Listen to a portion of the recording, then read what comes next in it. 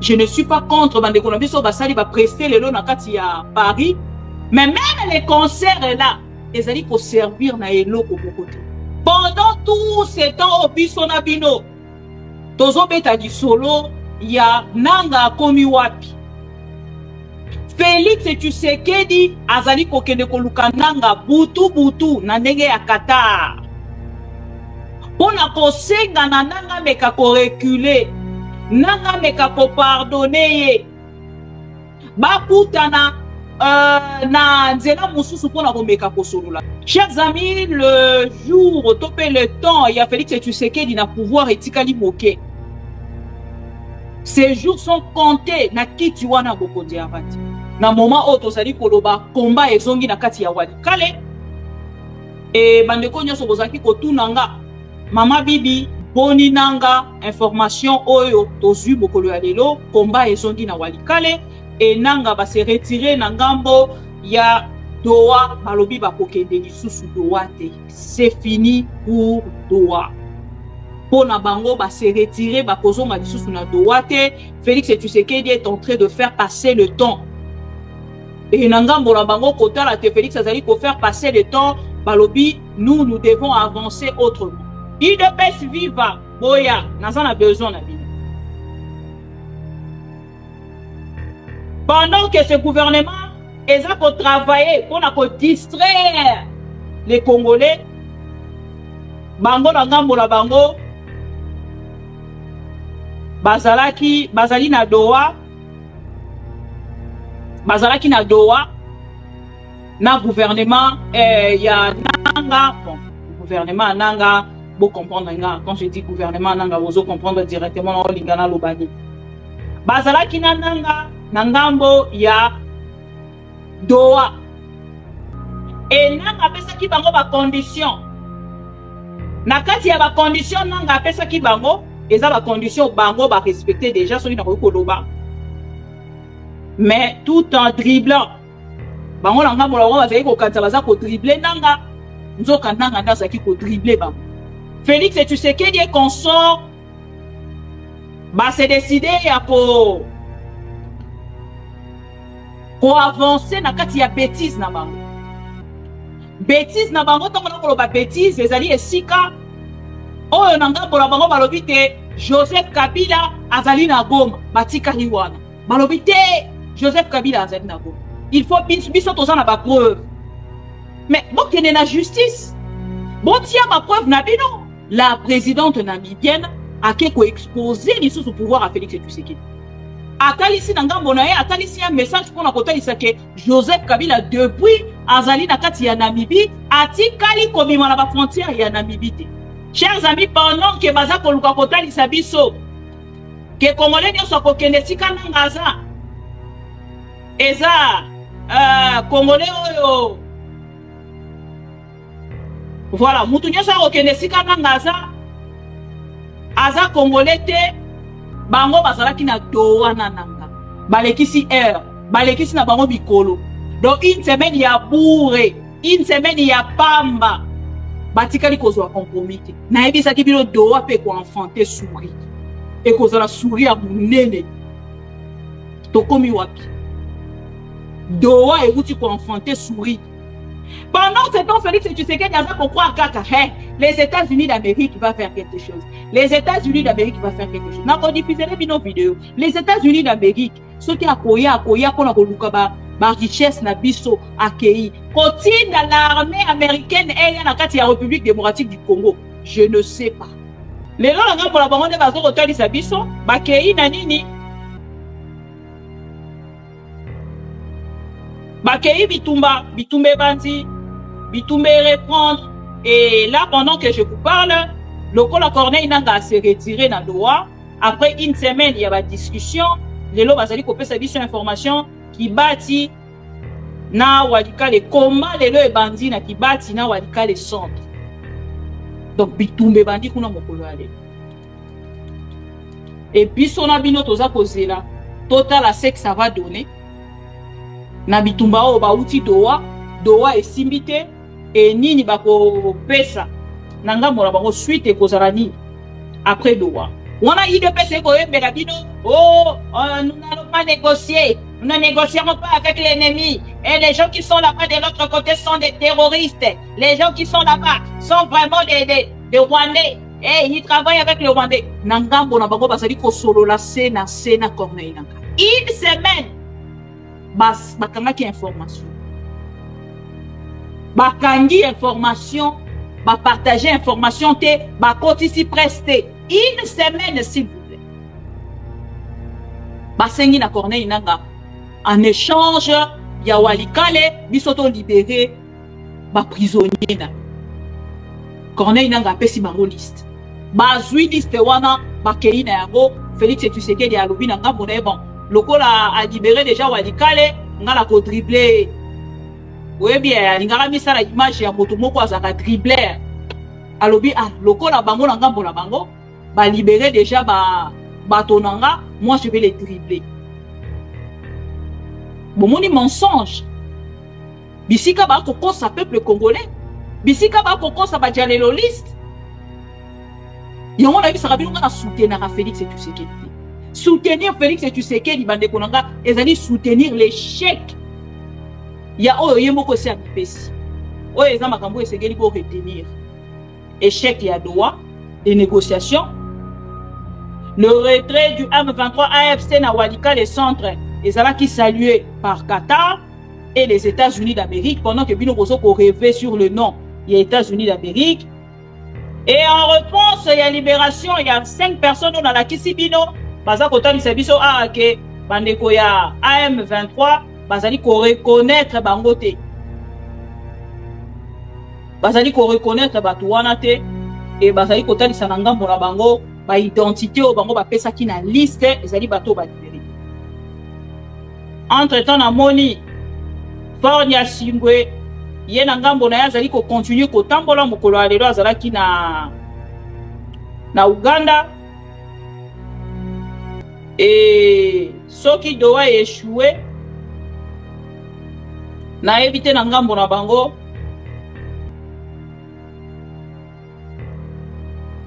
nini ekotikala. Alors pendant que bango na ngambo na bango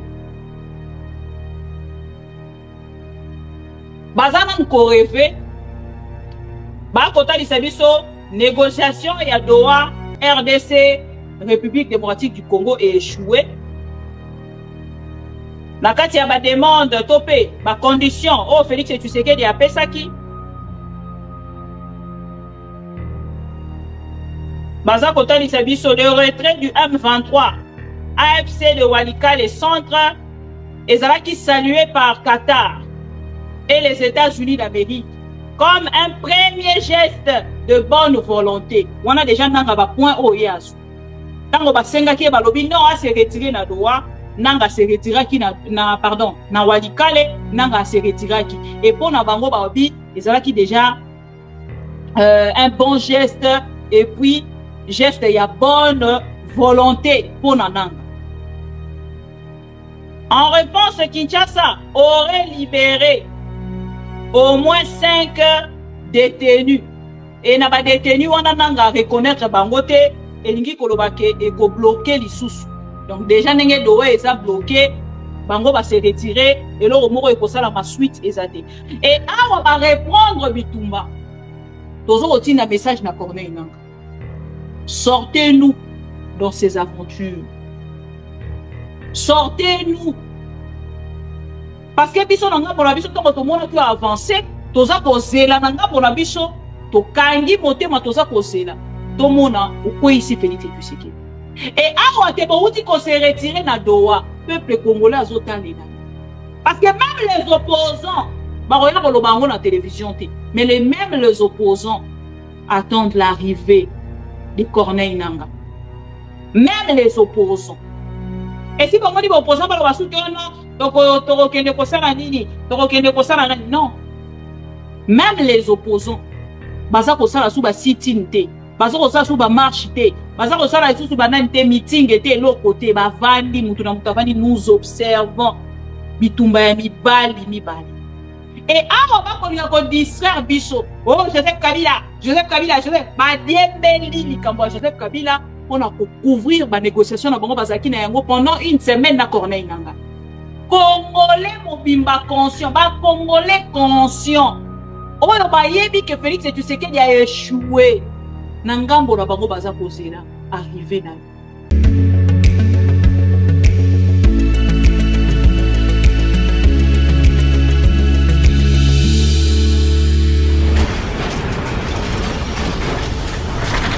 Ma mission TV, le miroir du monde. C'est le silence qui frappe en premier à l'aéroport de Kavumu. Puis l'absence de mouvement sur le tarmac. Pas de décollage ni d'atterrissage. Les avions sont cloués au sol et pour cause. Il y a encore quelques jours, l'aéroport était au centre des combats. Les milices Wazalendo, soutien de l'armée congolaise, ont tenté de reprendre le site des mains des combattants du M23 sans succès. Une fois le calme revenu et l'aéroport repris en main, le groupe armé patrouille sur le site et affiche désormais sa mainmise en organisant un voyage de presse. L'occasion pour le porte-parole du M23 de se réjouir de cette victoire. On est relax, regarde. Je suis là très relax. Il n'y a pas de Wazalendo ici. Ici c'est AFC M23. Le mouvement affirme vouloir réhabiliter le site qui a subi des dégâts pendant les combats. AFC M23. C'est l'AFC M23 qui a libéré cet endroit et depuis qu'on l'a libéré, il n'y a pas la présence de ce que vous appelez Maïmaï, FDLR, Wazalendo, FARDC, ici au sein de cet aéroport ou dans les environs. Et on va réhabiliter l'aéroport afin qu'il soit utilisé par nos frères. Départ ensuite pour le centre-ville de Kavumu, à 7 km de là. Deuxième escale de ce voyage de presse. La localité tente de retrouver un semblant de normalité après les violents combats de dimanche. Entre 10 et 11 heures, on a entendu des tirs par-ci, par-là. Ça tirait des cartouches, des cartouches, des cartouches. On était obligé de rester à la maison. Dans l'après-midi, à 15 heures, je suis sorti. J'ai vu 3 corps des Wazalendo et 3 ou 4 civils qui étaient décédés. Et après, on a vu les éléments du M23 passer pour s'adresser à la population. Ils nous ont invités à reprendre nos activités car il y a la paix. La paix, la région en est bien loin.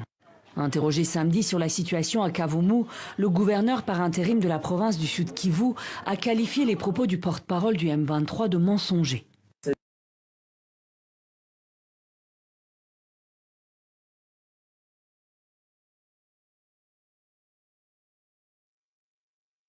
Les pro-Congo, bonjour et bienvenue au rendez-vous ya biso ba totolingaka Congo koleka bato amatalana na koloba ngo lolenge wana et bienvenue, bonsoir et merci pour la fidélité, confiance au renouvelaka na chaîne Nabino et pesaka bino information ya o etali bongo République démocratique du Congo mandeko na sujet du jour na biso ezali bongo walikale. Est-ce que Bozo Kanga, le son est bon? Le son, ça va? Oui, qui n'a pas réalisé, donc ceux qui n'ont raté son et posé des lots comme la montée. Vous signalez ceux qui sont bon? Ok, merci beaucoup, Mbingantoko. Merci à tous les fidèles téléspectateurs. Il y a ma mission TV, le miroir du monde, il y a maman Bibi Kapinga, les pro Congo, merci.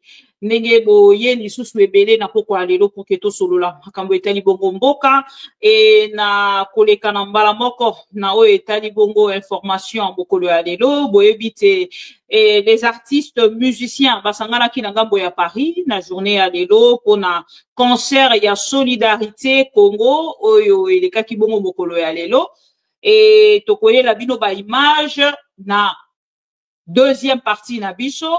Et na bande nyonso bazali kolanda biso partout bisika bozwa mi s'il vous plaît to liker vidéo to partager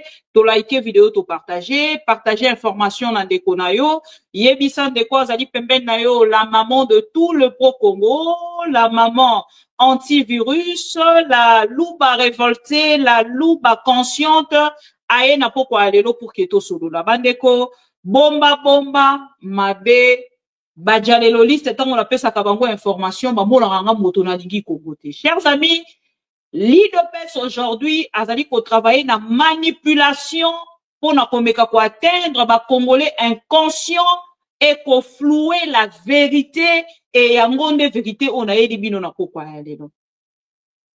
Na kolinga penza video oyo komela ba Congolais nyonso oyo na ngambo na bango bazali komema situation ya est na motema lokola nga lokola yo lokola ba papa na biso ya molimo ya église catholique lokola ba Congolais nyonso balingaka mboka lokola nga.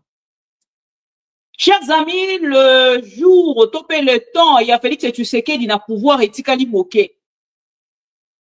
Ces jours sont comptés na kiti wana bokonzi avandi. Nazali koloba yango avec de preuves, on a coaché la bino lelo. Bande konanga pendant ce temps. Pendant tout ce temps au biso na bino. Tozo beta di solo ya nanga komi wapi. Félix Tshisekedi azali kokende koluka nanga butu na ndenge ya Qatar. Pona kosenga na nanga meka ko reculer, nanga meka ko pardonner ye. Bakutana na nzela mususu pona ko meka ko solola. Donc bandeko bakambo ezali ebele oto ko solola e ba preuve bini lelo yango nde onga na yelibi. Félix Tshisekedi est tellement limité et nangambo na ye ayebini ya koki kosala lisusu te na combat on a bino chaque jour que Félix n'avait que 3 options parce que maintenant je ne sais plus ce que c'est gelito lobela lisusu option ya dialogue parce que on a koyé la bino lelo eza ba information ya makambo et salami lelo avant to kende kosolola makambo etali boko excusez nga avant to solola makambo etali walikale pona ebiki bandeko ebele ba mati na moment oyo tozali koloba komba ezongi na kati ya walikale e bandeko nyonso bozalaki kotuna nga mama bibi boni nanga information oyo tozwi mokolo ya lelo komba ezongi na walikale e nanga base retire na ngambo ya Doha balobi bakokende lisusu Doha te c'est fini pour Doha pona bango base retire bakozonga lisusu na Doha te. Félix Tshisekedi est en train de faire passer le temps. Et nangambo la bango kota la te Félix azali ko faire passer le temps balobi nous devons avancer autrement. Chers amis na rolingato banda mingi na makambo etali. Voilà ce qui s'est passé aujourd'hui. Bande ko boyebite na ibisa kibino to présenter ba condoléances na ba congolais au nyonso bazalaka na église catholique. Topé ba chrétien, il y a église des chrétiennes et de chrétiens de l'église catholique. O moté mais ezali ya kozoka bango komona te papa molimo na bango o azali penza mokonzi ya église catholique moko ya ba papa na bango ya molimo ya uti kotika biso le pape François oyo akota depuis 2013 boyebi et atiki biso ya tila quelques jours. Et ba kota lisate matanga na ezali déjà kosali manangambo ya Rome et mokolo ya lobi ba tshela kibiso cornaye nangambo ya Rome ndenge ni matanga ezali koleka et biso na bino to monaki ba photo wana depuis mokolo ya lobi.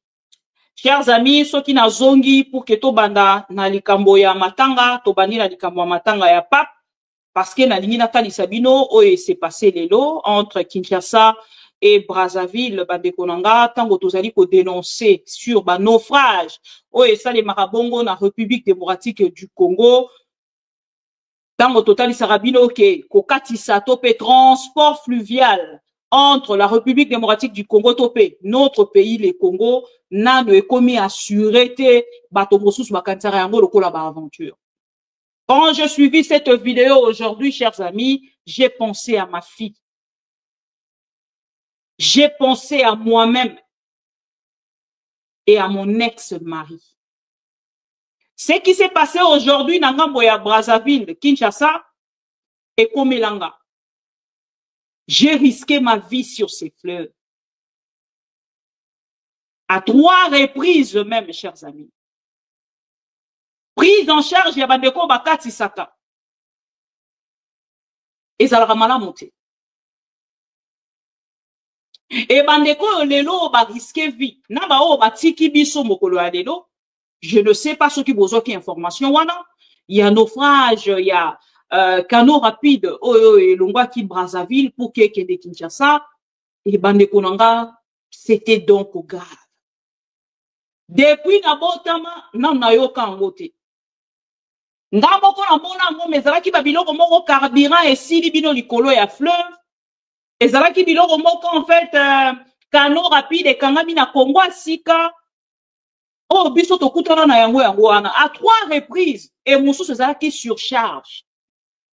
Tozalaki kokende tokomi na nzela canot rapide ezalaki tellement surchargé, ezalaki canot rapide il y a 6 personnes, ba canot rapide ba pesaka DGM service il y a sécurité il y a DGM pour na ko surveiller le long il y a fleuve topé ya frontière bazwa yango ba riska ba vie ya bato likolo.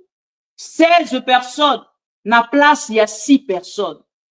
Batia sur plus, il y a 10 personnes. Et moi, j'ai risqué ma vie.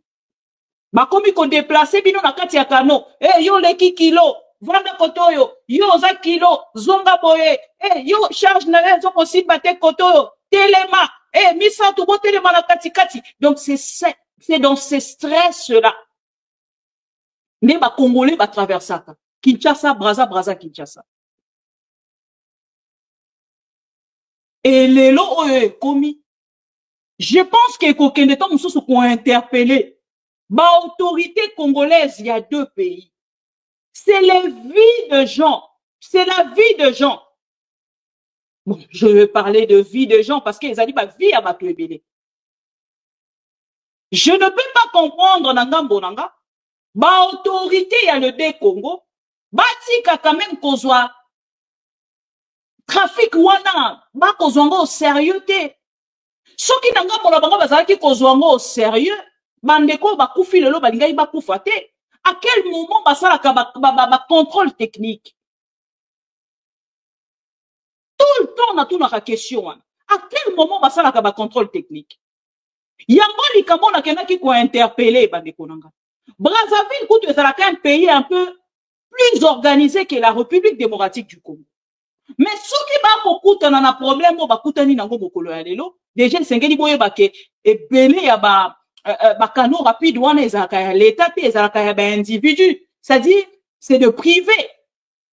Donc moto to mosusu sengeli ki asala contrôle dans une semaine passée masali yango taza kotala kaka mbongo o yazwaka. Chers amis, bokotala quand même la petite vidéo et puis to koleka na makambo ezali très important pour na biso mokolo ya lelo. O ezali information ya makambo etali est ya République. Vous allez suivre la vidéo. J'espère que ba maman, ba papa o bolandara biso, bozala quand même na mitema ya kolanda yango et je ne sais pas ce qui est causé na du tort te. Na éviter na ba règlement na biso soki ezali vidéo na ko diffuser ou na ko diffuser te, je ne sais pas, mais je vais quand même risquer pour que na la kisabino o ezali kolekana na bamboko yo bakonzi na biso ya Congo bazali kokamba et les kani mokolo ya lelo baza kotalisa biso ya 5 morts, plusieurs disparus et na kati ya ba disparus esengeli boye bezala ka bato bazindi na mai ba monanité donc tango ba monanité c'est-à-dire akufi a tcholi akoki ko récupérer été et boromona pe quelques personnes o ba meki kozala sauver par de canaux rapides oyo yaki boromona nyonso ezalaki na drapeau ya Congo Brazzaville. C'est là où j'ai compris que salamaki na ngambo ya Congo Brazzaville pour na koya Kinshasa, c'est-à-dire Brazza Kinshasa ne problème wana et kokutana na katikati na yango bokolanda la petite vidéo ezali enregistrée. Il y a ce qui s'est passé lelo na likambo etali na koyeba te sona ba naufrage to bozindami ya canaux.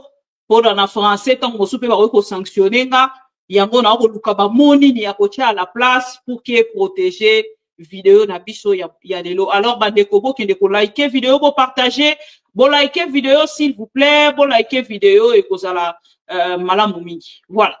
Tolanda.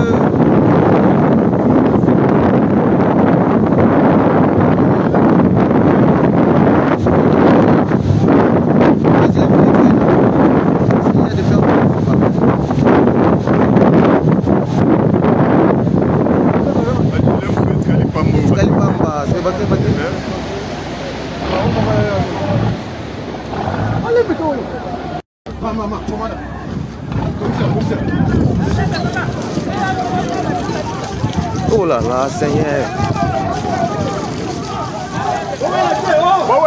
Malembe, Malembe. La dame en voiture.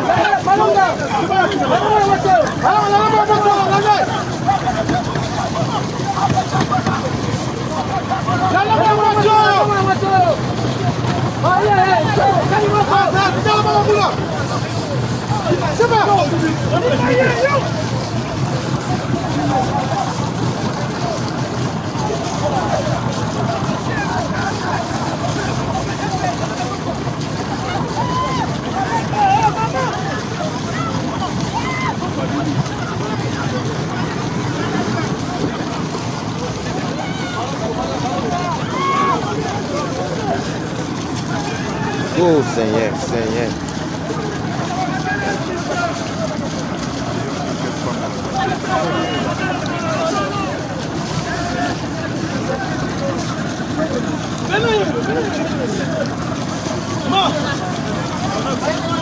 Mati ça y est, Malembe, maman ils sont piqués. Malembe, t'es blanc. T'es content, venant, venant. T'es content. Malou comme venant et voilà. Bonjour, on a vidéo.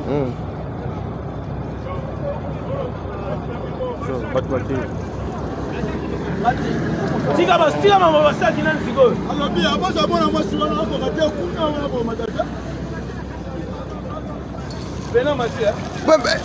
Wacha ipo ta ora mwana mketa mwana mkowana. Mwana wana ya mke.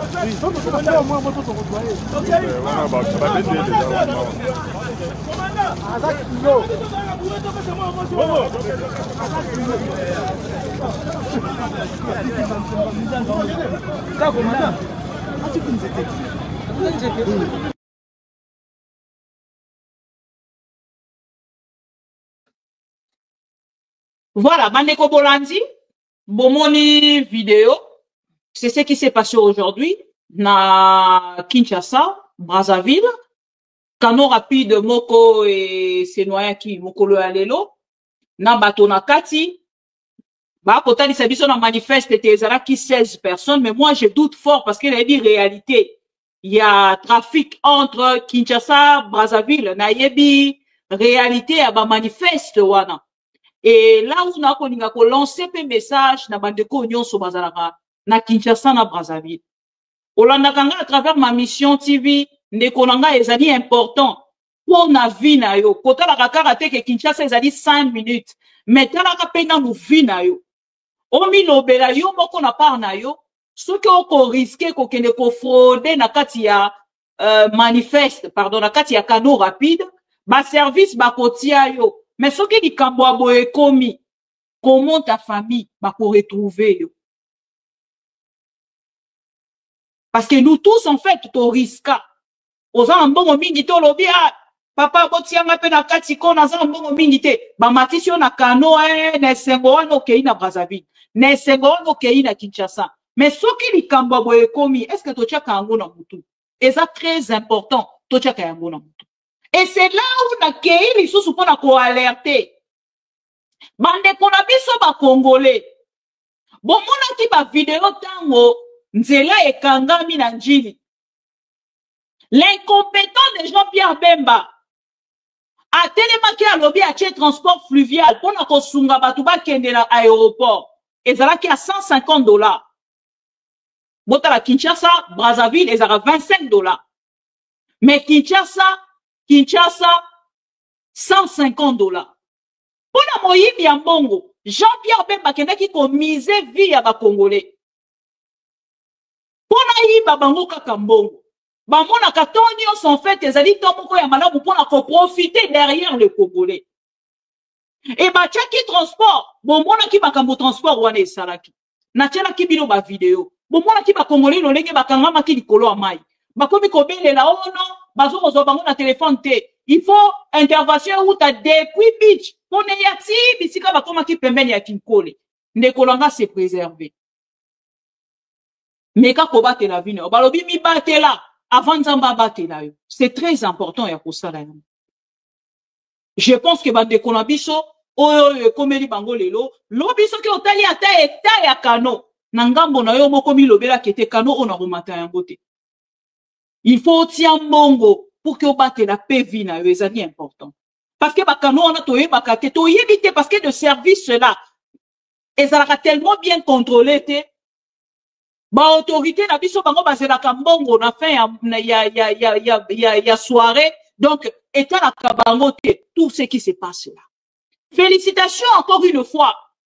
Na bandeko bayaki ko sunga. Bandeko bazalaki en danger. Et ba condoléances na ba famille nyonso ba perdre ya bango na kati ya likama o ekomi mokolo ya lelo na kati ya Kinshasa Brazzaville. Toleki na o etali ba information o na yeli bino na poko ya lelo. Je sais que bandeko ebele na ngambo na bango bazali kozela information ya Corneille Nanga komi wapi et makambo yango ekomi na niveau nini. Liboso na koma kuna esengeli boyeba te Félix Tshisekedi et consort ba se décider ya ko avancer na kati ya bêtise na bango.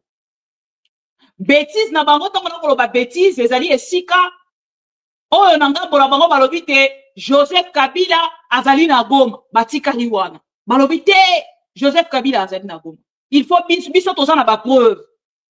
Mais bokende na justice botia ba preuve na bino e bandi mokolo ya lelo te e bandi kala likambo ya ba preuve wana Félix Tshisekedi esengeli azala témoin na kati ya justice parce que ya azali moto ya liboso alobaki makambo wana.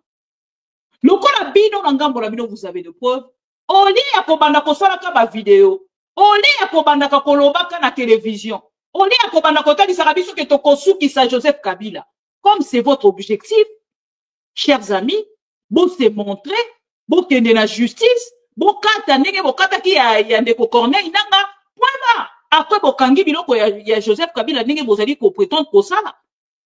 Oli boya ko casser biso les oreilles chaque jour avec un même message, avec un même mot, avec de mêmes mots, de mêmes paroles, tolembi. Bon la kisaki mobilicité na bino. Parce que tant qu'on a kolobango, nasa ko se référer na ba propos ya Félix Tshisekedi. Et sengeli ya za témoin na kati ya justice, pour yede moto aloba ki moto aliboso, ye moto a dénoncaka moto aliboso.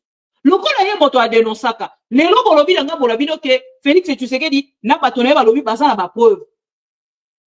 Il y a Joseph Kabila. Makambo eke plutôt que pousser bino na esika, il y a makambo bino bozaki déjà kokanisa depuis. Et la présidente namibienne a ko exposer lisusu pouvoir à Félix Tshisekedi. Atalisi na ngambo na ye, atalisi un message pour na kotalisa ke Joseph Kabila depuis azali na kati ya Namibie, atikali komima na ba frontière ya Namibie te. Et awa ekomi Joseph Kabila fantôme. Les fantômes Joseph Kabila. Nangambo yo balobi ba monie, nangambo balobi atikala komona eko bimate. Na Kinshasa tango abimaki, ti akomaki, namboko ya komaki, bango balobi batikala komona ndenge abimela te. Ekomi trouble na kati ya mitu, ya bato bako kambalelo. Et comme il trouble na kati ya moto à Félix Tshisekedi. Et les autres disent même, bon, qu'il n'est qu'au perquisitionner mausolée, il y a papa Mouzé Laurent Désiré Kabila. Bon, qu'il n'est qu'au perquisitionner mausolée, il y a papa Mouzé Laurent Désiré Kabila. Pourquoi? Parce que na kati ya mausolée, on attend Moussou Kabila Batamion. Il est pèse vive. Tant Moussou Kabila Batamikuna. Bon, Congola na mausolée, hein. Bon, on ne retourne dans mausolée tant Moussou Kabila azali kuna. Parce que ici quand on ko lukaya à monanité, c'est sûr que c'est ngeli dans mausolée. Ce qui na mausolée azate comme ça na oya. Félix Tshisekedi lelo na bandi avant la comme kota la randa kubu. Ah fuyenda kubobimba avant la tali la Kabila o kozala ate. Azola la malamu te, azokanga biso te. Il est presque vivant. Bon c'est manifesté. Bon likez vidéo s'il vous plaît. Chers amis, quand la likambo yo ya Joseph Kabila apparaître soi-disant na Goma, et ça kotika bato vraiment na qu'est-ce que c'est? Kobana na gouvernement et qui ko exposer en fait les services de Félix Tshisekedi. Service ya sécurité, service ya amer na demiable. Et moto ya kei na ko bendisa ba service wana. Ake ko affaiblir yango ezali Félix. Affaiblir yango na niveau nini? Na niveau ya kotalisa te bango bakoki kosala mosala mosusu te à part kokanga arbitrairement les opposants. Akoma ko utiliser amer na demia na service na ya kokanga ba opposant ko boma ba opposant. Ndenge ba boma kinde ko Chéribert Okende.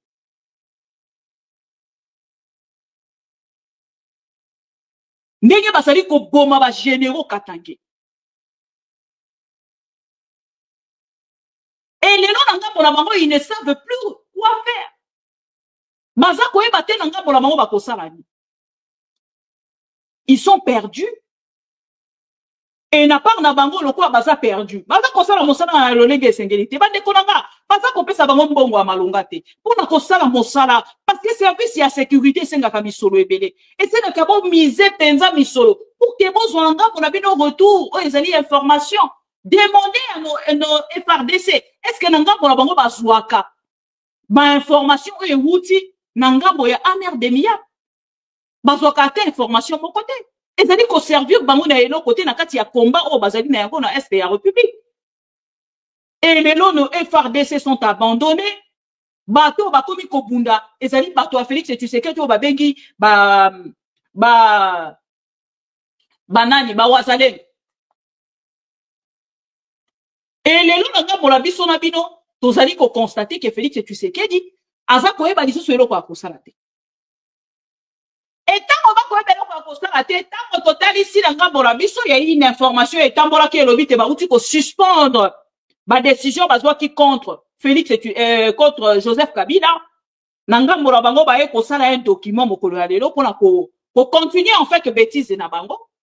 Pour couvrir en fait cette bêtise, parce qu'il y a 48 heures déjà, soit qu'ils allaient quitter dans Nambo la bango, bakoka qui kolongola ba immunité, il y a Joseph Kabila, badinga qui déjà kosala bazana Assemblée nationale, bazana Sénat, pour la kosangala en congrès, eza kosenga bango elo côté, pouvoir ezali ya bango. Soit qui basali yango tete mokolo ya lelo, c'est parce qu'ils sont limités, ils ne savent pas quoi faire.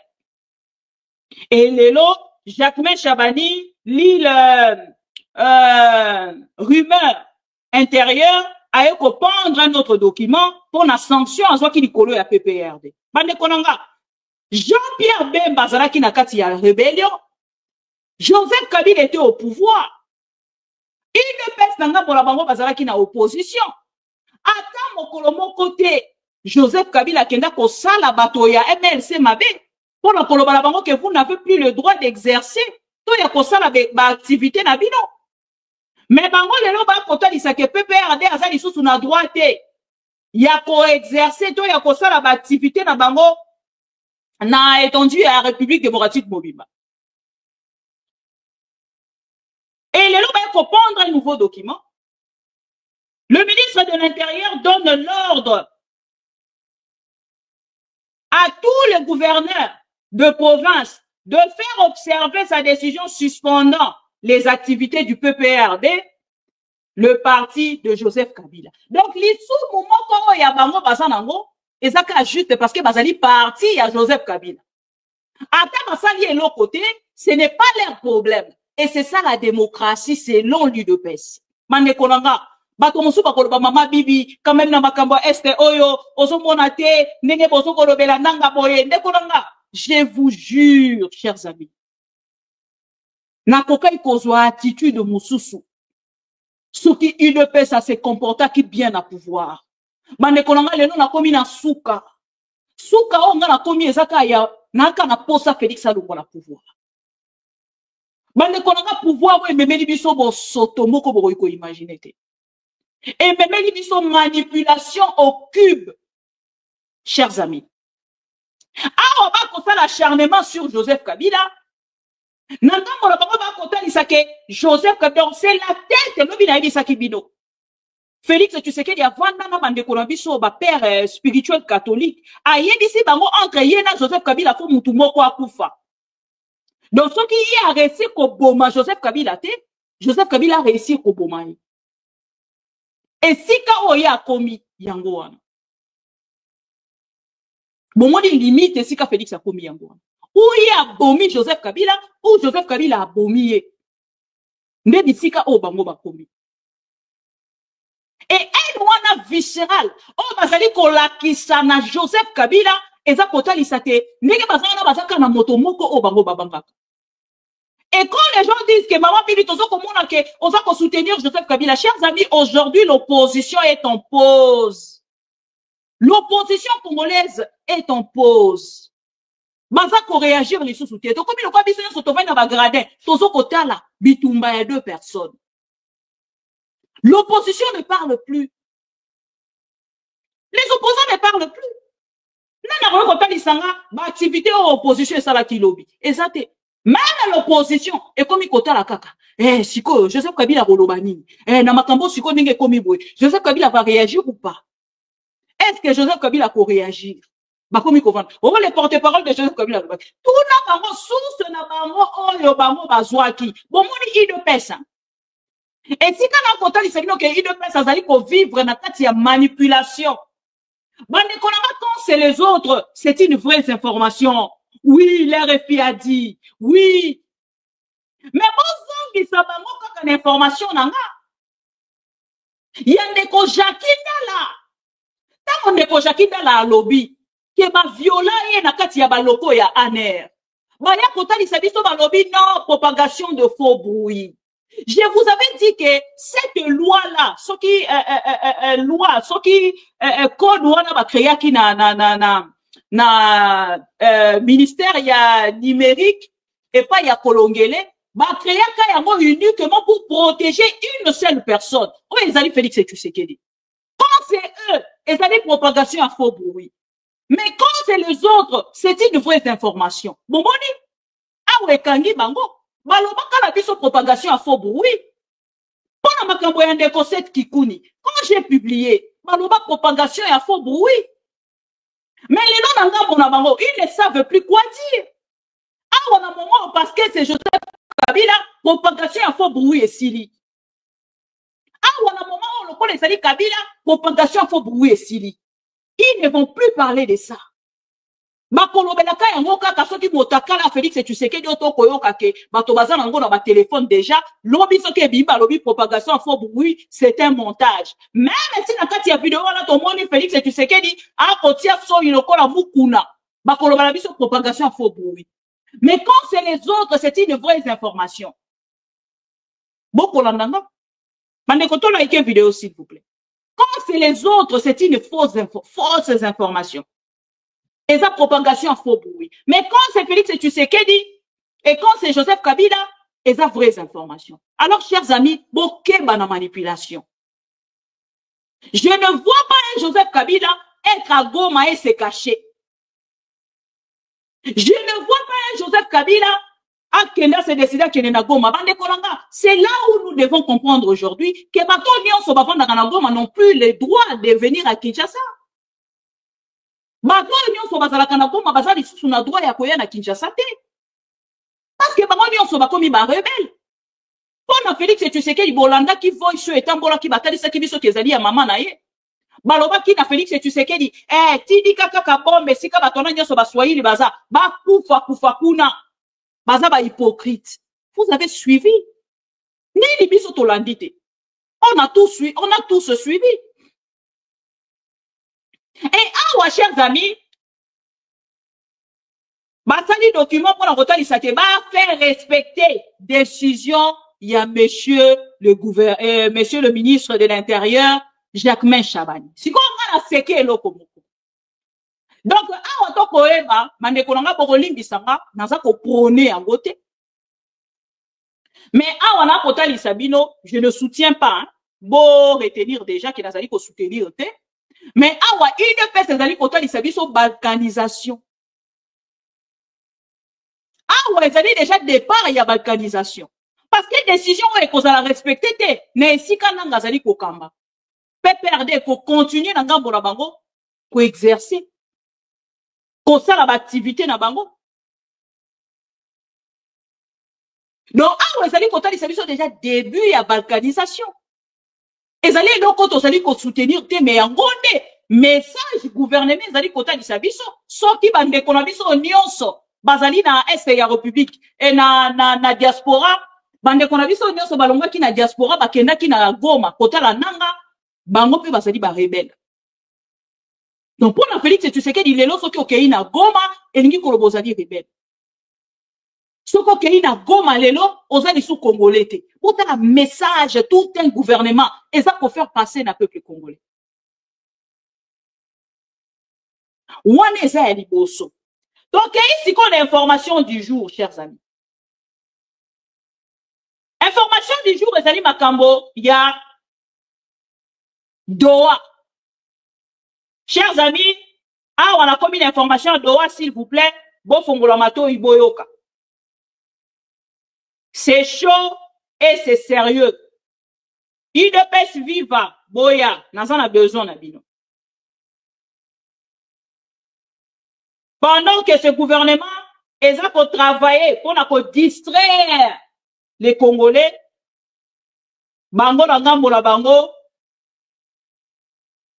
bazali na Doha,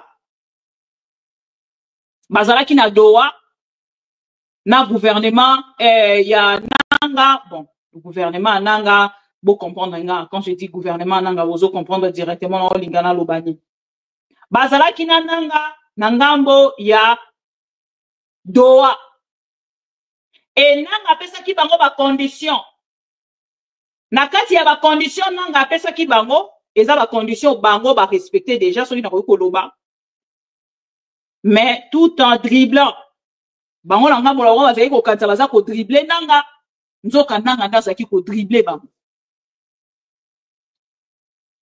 Awa na kati ya ba information tosi mokolo ya lelo. Chers amis, pendant que baza ko luka kotalisa biso que Congolais nyonso kokende sika nangaza eza Congolais oyo voilà mutu nyonso kokende sika nangaza aza Congolais te bango bazalaki na Doha na nanga et yango na zoyebisa batu ke makambo wana ekoki kosala makaka pona bajaleloliste. C'est seulement les jaleloliste na ngambo la bango ne bakoki koloba ke oh non biso ndenge toza boye tozo kozela fatia longa tokolonga d'ailleurs même ndenge tozo loba boye bakomi déjà na niveau boye biso tozo ko botola ngo kalate. Chers amis, il faut rêver. Il faut rêver. Même ce qui vient dans le monde, bango ba ko sala message mikolo. Oh, les États-Unis a dit, les États-Unis a pris une décision, une grande décision. Même ce qui vient, il faut rêver. Je ne suis pas contre bande Colombie so basali ba prester le na kati à Paris, mais même les concerts là, ils allaient pour servir na eloko mon côté. Doha telemaki. Alobi na ngambo na ye que non ndenge ezali awa ya dribbler Angola. Alobi que non ndenge ezali awa ya kozwa makambo na maboko, akovandisa Kagame, akovandisa nanga, akovandisa Félix Tshisekedi. Chers amis, tolala kibiso na bino tolamuki tomoni walikale nanga se retiré. Qu'est-ce qui s'est passé? Boyo ka message yangoyo. Yangonde ni kamboyo tokovandela na pokwa ya leto. L'AFC-M23 a présenté à la facilitation de Doha une liste de plus de 700 personnes prisonniers de Félix Tshisekedi, prisonniers politiques et militaires, arrêtés arbitrairement par Kinshasa. Les personnes libérées par Kinshasa n'en font pas partie. Il s'agit de personnes capturées pour leur proximité avec l'ancien gouverneur du Haut-Ouélé, Christophe Basséan Nanga, le frère de Nanga, Oazalaki Nanani na Haut-Ouélé, jeune frère de Corneille Nanga, lui-même membre de l'Union sacrée de Félix Tshisekedi. Bato bauti ko libérer les lots, donc pour la roye bisabino. Na moment où tozali koloba, Nanga bauti ko se retirer na Doha. Nanga bauti ko se retirer na Doha. Alobi akovang na lisusu na Doha te pour que solola na Félix Tshisekedi, na Kagame, nenge bakebe kokuta ni sabango. C'était le Rwanda, Corneille Nanga, Kagame et Félix Tshisekedi. Bande kolanga bavandi na Doha na koloba pendant une semaine. Bon, vérifier information.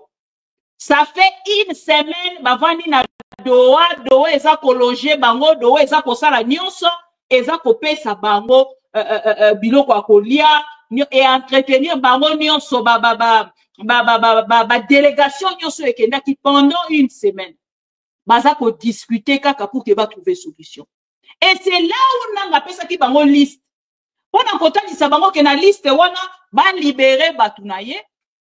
Et Doha a demandé à Corneille Nanga ya ko se retirer na Walikale pour que ba négocier. C'était ça.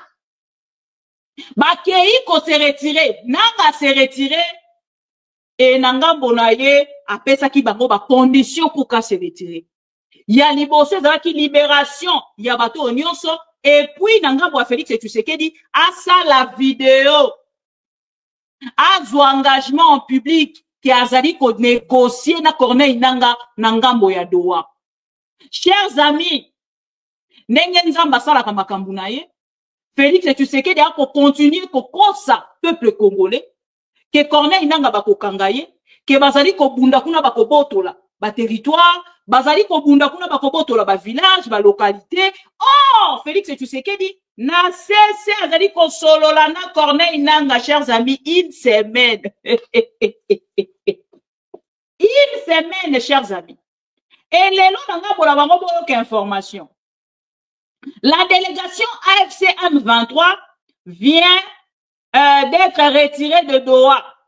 Les communiqués conjoints en discussion depuis plus d'une semaine n'a pas été signé. Aucun préalable présenté par l'AFC M23 n'a été observé par Kinshasa. Balekisi R, balekisi na bango bikolo. Donc une semaine il y a bourré, une semaine il y a pamba. Batikali kozwa compromis. Na ebisa ki bino Doha pe ko enfanter souris. Et kozala souris a munene. Tokomi wapi. Doha e wuti ko enfanter souris. Pendant ce temps, Félix Tshisekedi a qu'on croit kaka, les États-Unis d'Amérique vont faire quelque chose. Les États-Unis d'Amérique vont faire quelque chose. N'a qu'on diffuserait nos vidéos. Les États-Unis d'Amérique, ceux qui akoya, qu'on a koluka ba richesse na biso akei. Continue dans l'armée américaine et na kati ya République démocratique du Congo. Je ne sais pas. Parce qu'il y a un monde va comme qu'on partager fake news, on va comme qu'on partager. Naba Congolais. Que Kalamini te Félix Tshisekedi, à ça qu'on soit distingué les États-Unis d'Amérique, d'ailleurs même les États-Unis d'Amérique, et ça continue dans les soldats, Bakoya la Congo, tout ça et tout. Information à l'auto, baza kopé ça. Pendant que baza ko partager bino ba fake news wana, baza ki na Doha. Pendant une semaine, et les loba kota lisabiso, na ba condition, bon c'est la pardon nazo luka article ezo kolobela ba condition oyo Corneille Nangaa pesaki. J'avais vu ça quelque part. Tac. Voilà.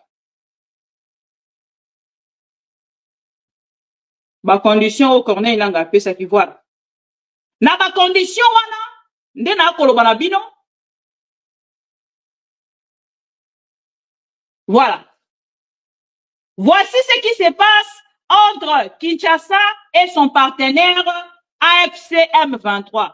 En contrepartie du retrait de l'AFC de Walikale, Kinshasa a pour sa part procédé à la libération d'au moins 5 prisonniers, supposément associés au M23. Na koche la bino vidéo, Bogota la batoango, bananga bazali ko reconnaître bangote. Donc na ba condition nanga Félix Tshisekedi ake ko sa l'assemblée ya ko respecter. Ya ako kanisa koko akokende ko dribbler Corneille Nangaa. Mande ko lelo makambo nyonso a est ezali exposé na table. Peuple congolais nyonso azolanda ngo en temps réel, mot à mot. Step by step. Bokolanda vidéo ya bato Félix Tshisekedi atalisi Nangaa te a libéré.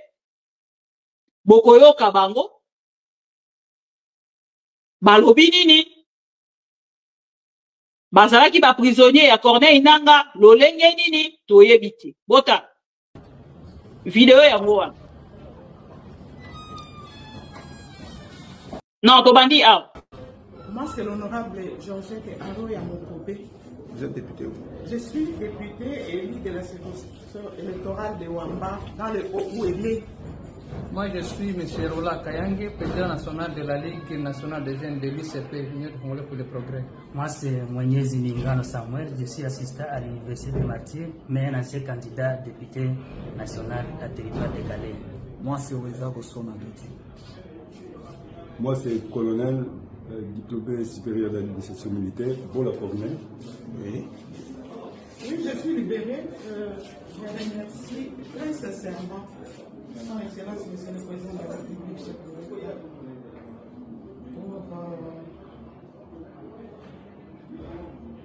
je le remercie. Bon. L'honorable Georgette Aroya Mokobe. Vous êtes député où? Je suis député élu de la circonscription électorale de Wamba, dans le Haut-Ouélé. Moi, je suis M. Rola Kayange, président national de la Ligue nationale des jeunes de l'UCP, Union congolaise pour le progrès. Moi, c'est Mwenyezi Mingano Samuel, je suis assistant à l'Université de Martyrs, mais un ancien candidat député national à territoire de Calais. Moi, c'est Weza Bossona Doti. Moi, c'est colonel diplômé supérieur d'administration militaire, Bola Corneille. Oui. Oui, je suis libéré. Je remercie très sincèrement Son Excellence, Monsieur le Président.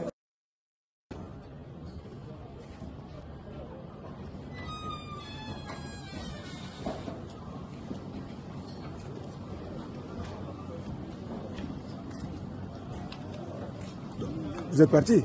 Oui, merci beaucoup. Bye. Avec satisfaction. Merci beaucoup. Bye. Bye, merci. Wezago.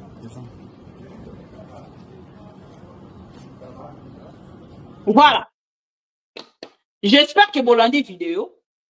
Ce qui Bolandi malin, mes chers amis, bandeko boko mona, soi-disant batoya Nangaa. Et Corneille Nangaa na liste o asali na ki Félix Tshisekedi, bozo koyoka.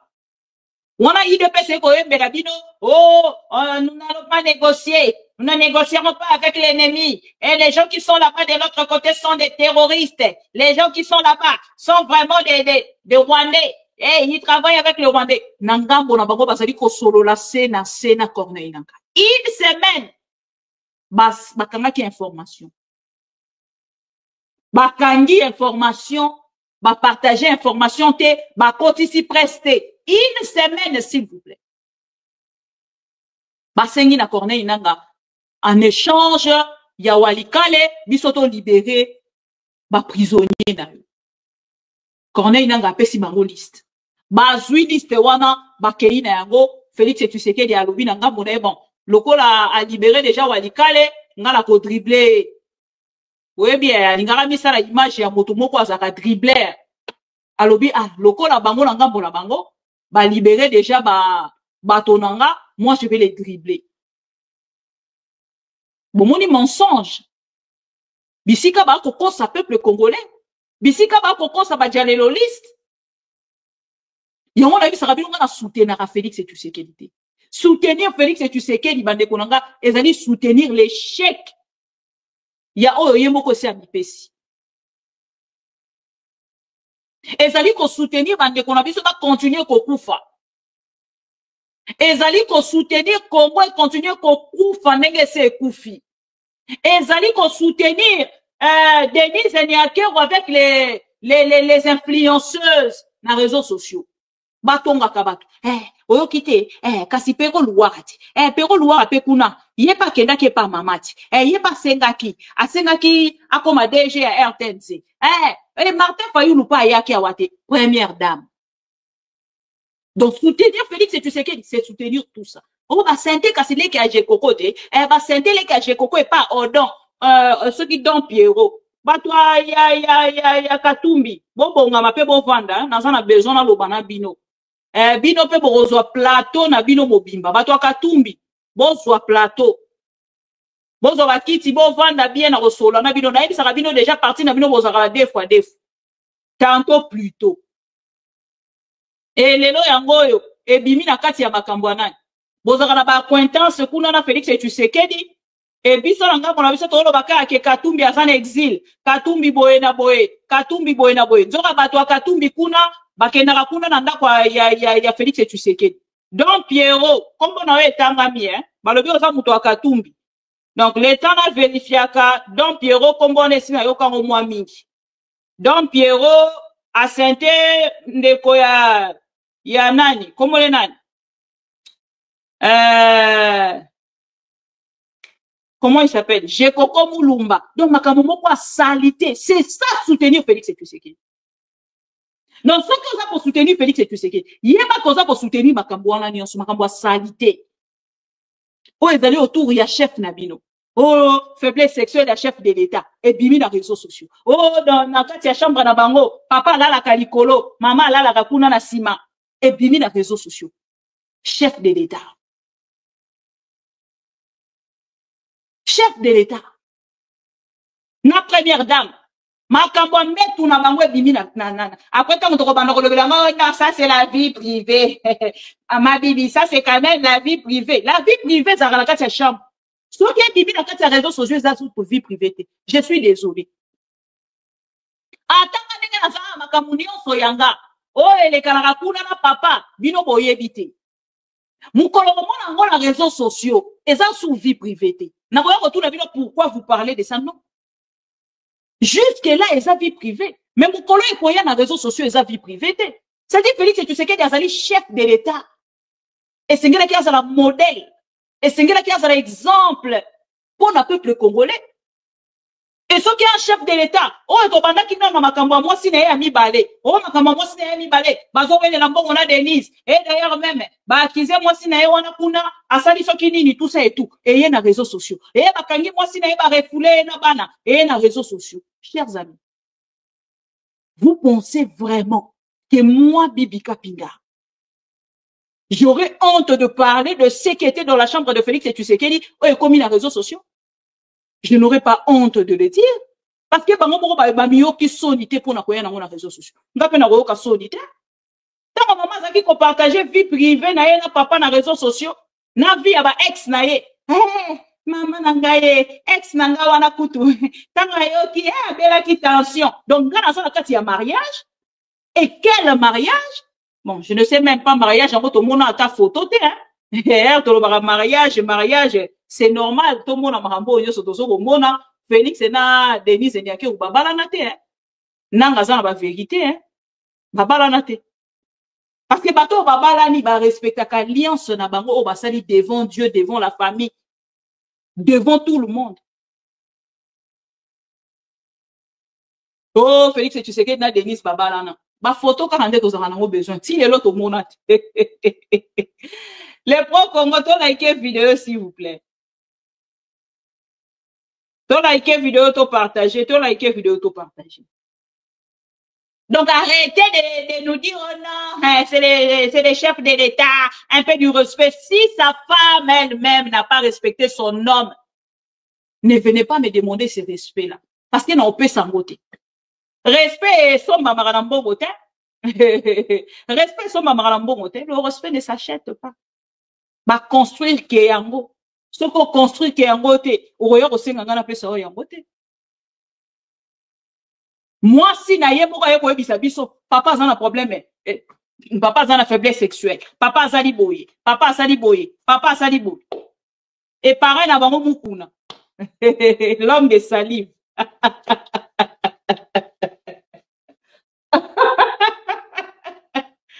Ndekolanga. Battez la vie privée. Si on batte la vie privée, là, vous na réseaux sociaux, maman bibi a relobé. Surtout si on est politicien.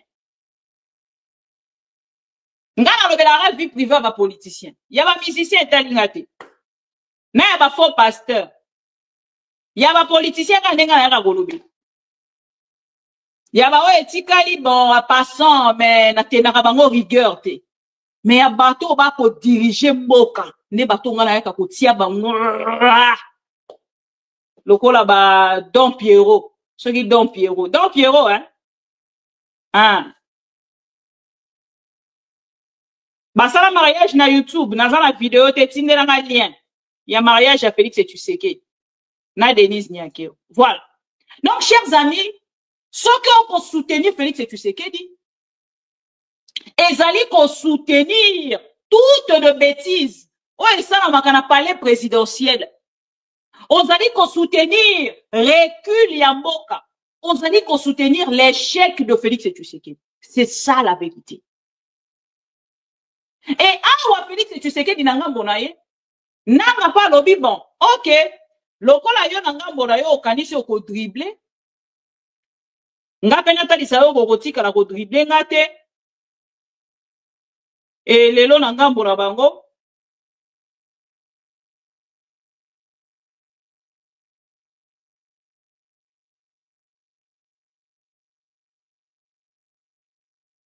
Lelo nanga mbona bango.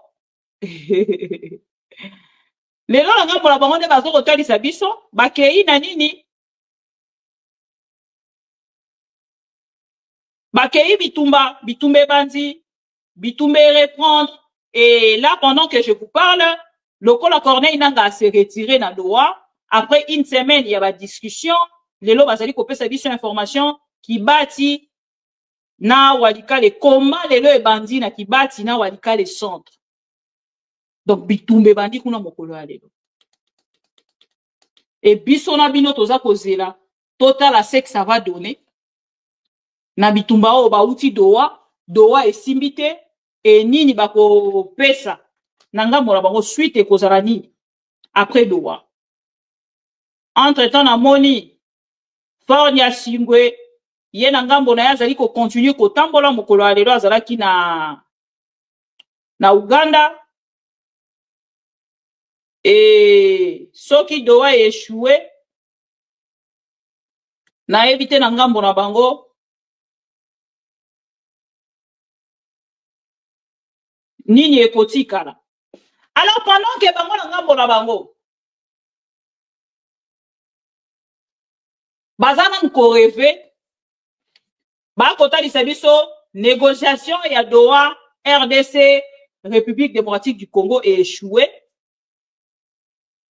Na kati ya ba demande topé ba condition oh Félix Tshisekedi a pesaki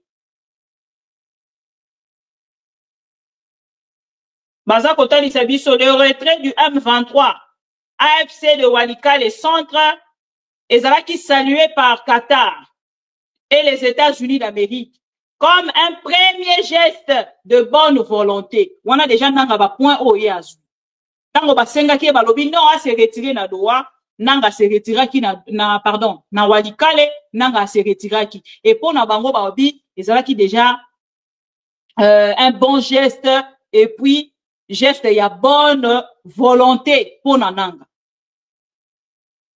En réponse, Kinshasa aurait libéré au moins 5 détenus. Et na ba détenus wana nanga reconnaître bangote elingi kolobake et ko bloquer lisusu. Donc déjà nenge dowe eza bloqué, bango va se retirer et le moko ekosala ma suite ezate. Blocage AFC M23 ne reconnaît aucun d'eux comme figurant sur la liste officielle. Bon, eza makambo esengeli bo retenir. Échec ya Doha des négociations. Le retrait du M23 AFC na Walikale centre ezala qui salué par Qatar et les États-Unis d'Amérique pendant que Bino Bozo rêvait sur le nom des États-Unis d'Amérique. Et en réponse, il y a libération, il y a 5 personnes dans la Kisibino, baza kotani sabiso ke bandeko ya AM23, bazali ko reconnaître bangote. Bazali ko reconnaître batuwana te et bazali kotani sananga mona bango ba identité o bango ba pesa ki na liste ezali bato ba liberté.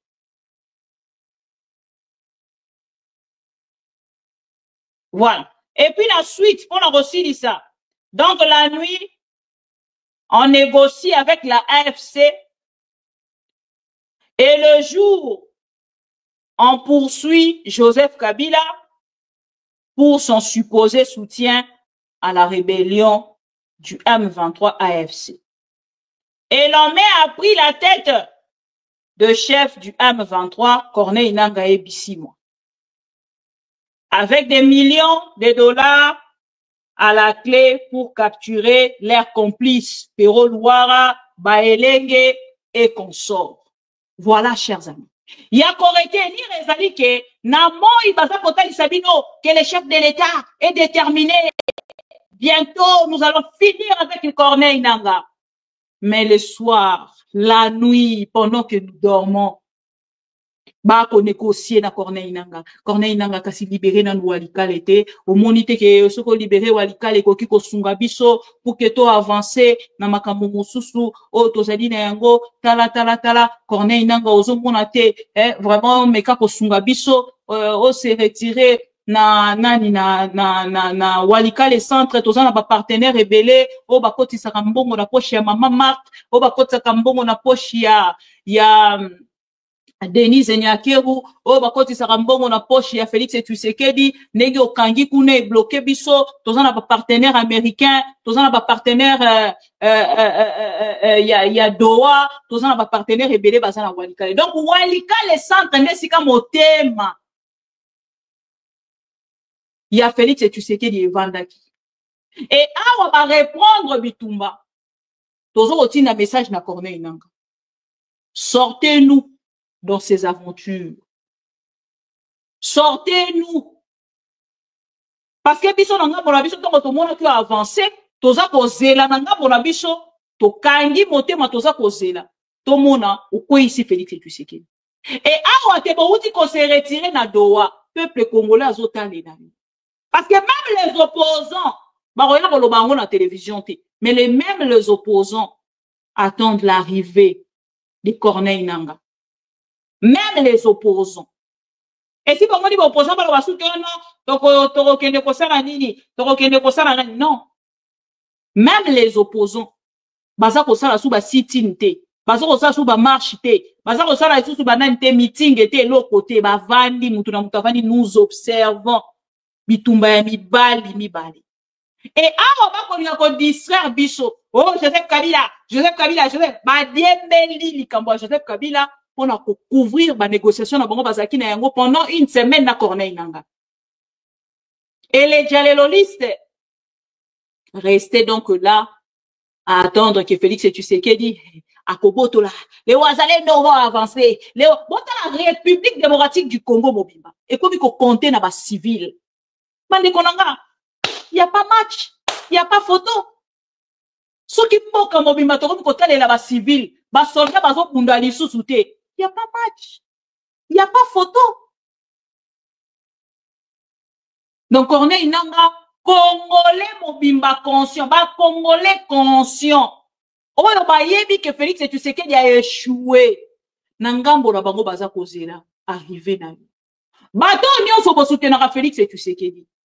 À chaque fois que vous allez soutenir Félix Tshisekedi, pour la likambo ya combat ya S ya République, Bon, se rappellera na vidéo. Félix Alobaki a déclaré guerre.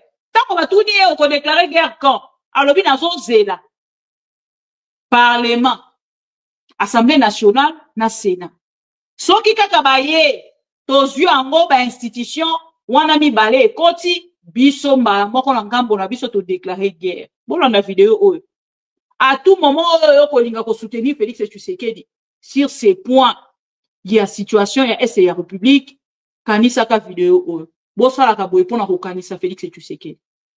Il ne faut pas oublier le contexte dans lequel il y aurait réaction à cette escarmouche. Donc il faut d'abord commencer par avoir les deux chambres. On fait la guerre selon la Constitution. On la déclare que lorsqu'on a réuni les deux chambres et reçu le mandat de ces deux chambres.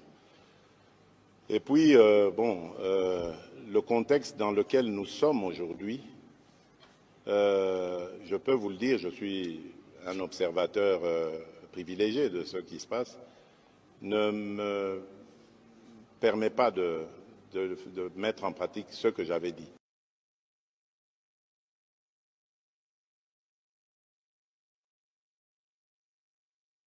Il ne faut pas oublier le contexte dans lequel il y aurait réaction à cette escarmouche. Donc il faut d'abord commencer par avoir les deux chambres. On fait la guerre selon la Constitution. On la déclare que lorsqu'on a réuni les deux chambres et reçu le mandat de ces deux chambres. Et puis, le contexte dans lequel nous sommes aujourd'hui, je peux vous le dire, je suis un observateur privilégié de ce qui se passe, ne me permet pas de mettre en pratique ce que j'avais dit. Voilà. Wana bolandi Félix Tshisekedi. Chers amis, tokomi na suka. Maintenant aussi di sa vidéo oyo na message moko. Yandeko Corneille Nanga oyo azalaki na église pour que na tuna bino question. Ndeko moko pro Congo moto atindela kinga alobi mama bibi s'il vous plaît. Tuna question oyo na bato nyonso bazali ko soutenir Félix aveuglément. Tuna bango question ebisa bango boye. To fete Pâques awa. Na messe ya Pâques, tomoni ba présenter Corneille Nanga. Et tomoni Corneille Nanga aza kopesa batu mbote.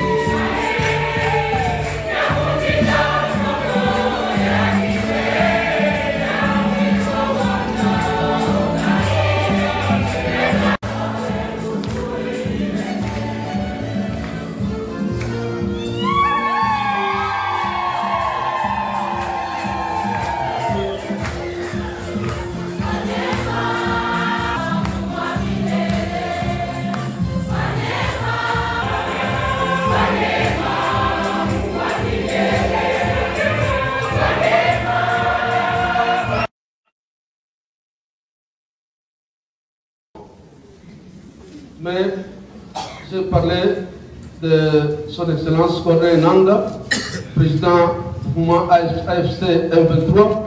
Je demanderai de venir ici devant le peuple de Dieu pour qu'on puisse vous voir. Beaucoup ne vous connaissent pas. Alors moi, je dis qu'on vous voir. Voilà.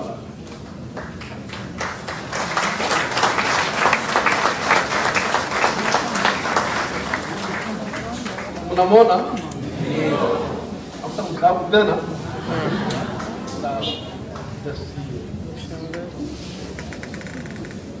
Voilà. Chers amis, na kata vidéo wana bolandi, va présenter Corneille Nanga à l'église. Question on a na tuna. Respectivement, na bandeko ba dialelo liste. Na kati ya mesu wana, tomoni bato Félix Tshisekedi a nomate na Goma. Tomoni Corneille Nanga nde ba présenter. Et l'olenge va présenter Corneille Nangue Kota Lisabiso, Teyenda Azali autorité. Ya Goma, ya Nord Kivu, pe ya Bukavu. Et lelo ngambo na bino boye bisabiso na. Ngambo wana, ezaka ka Kinshasa ou ezaka ka République démocratique du Congo ou ezali sous République démocratique du Congo te. Wana ya liboso. Yami bale. Ba prêtre wana, baza ba prêtre ba Congolais ou ba prêtre ba Rwandais. Yami satu. Population nyonso eza na kati ya salle wana. Eza ba Rwandais ou ba Congolais. Tozo zela ba réponse. Ba prêtre wana baza ba Rwandais ou ba Congolais. Parti oyo ba célébrer messe ezali ya Congo ou ezali ya Rwanda. Messe esalamaki wapi na Congo to na Rwanda. Eboye bisabiso na ngambo na bino. Population ezalaki na kati wana bazalaki ba Rwandais ou ba Congolais. C'est là où beaucoup monde aux États-Unis d'Amérique est ici bino. Parce que bino beaucoup zoka parti oyo États-Unis d'Amérique et lobby d'ailleurs même et c'est qu'il va se retirer. Mais parti oyo États-Unis d'Amérique est ici qu'il n'y a pas de solution militaire que de solution politique. Dans cette affaire topé crise ya est ya République. Bino beaucoup répondre ni. Bomoni esika bosuki. Bomoni esika maele sili bino. Natongo bino boko jaleole. Kabila, on va arrêter Kabila, on va arrêter Kabila. Mais na poko boko kende na doa. Nanga, libéré kasi walikale te. Nanga do, walikale doa. Na lingi bino mingi, chers amis. Voilà pourquoi esengeli na tika bino na poko alelo pour que to kutana mokolo ya lobi. Nazaki na une petite vidéo na lingi na tali sabino makambo ekoleka na kati ya République démocratique du Congo.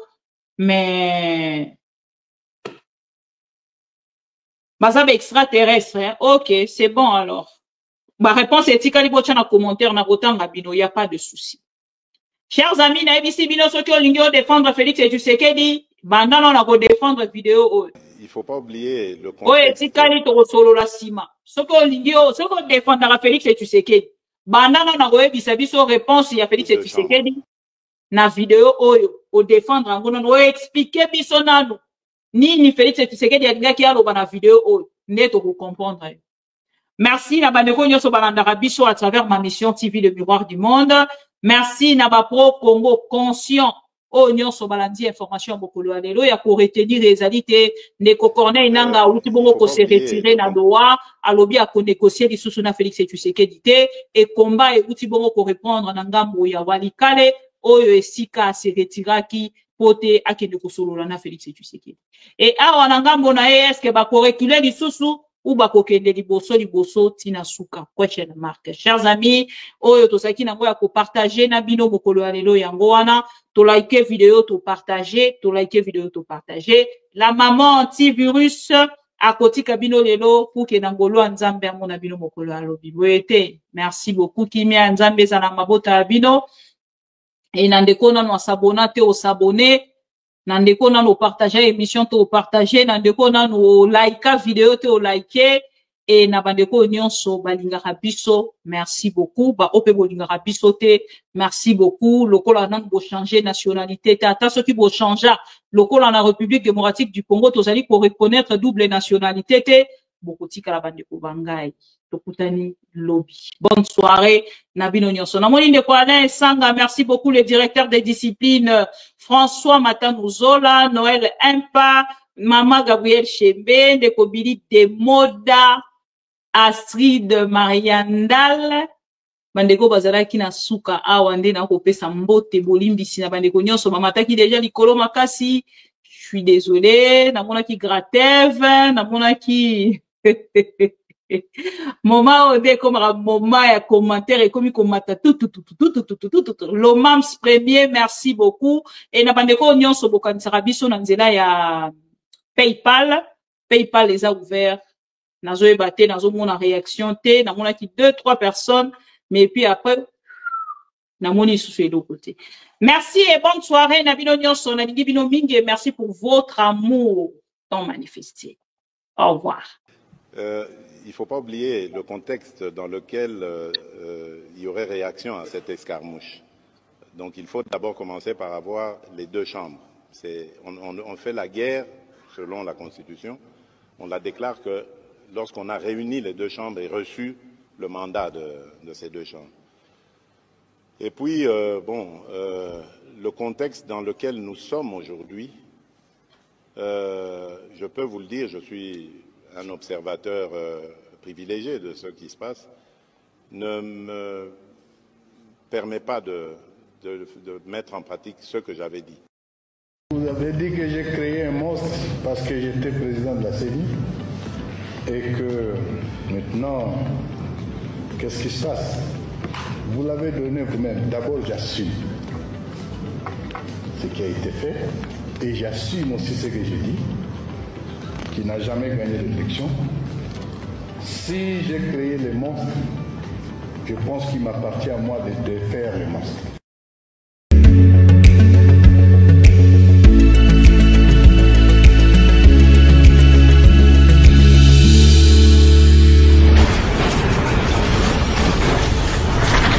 Ma mission TV, le miroir.